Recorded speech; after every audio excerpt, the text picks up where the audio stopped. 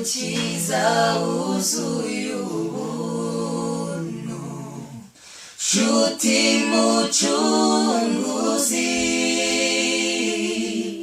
mwana w'intama wacunguye imitima yacu. Oh, niwe mucunguzi,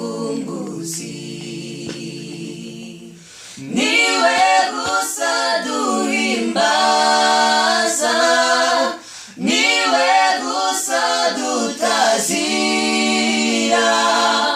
utanga ubuntu ugakiza imitima yacu.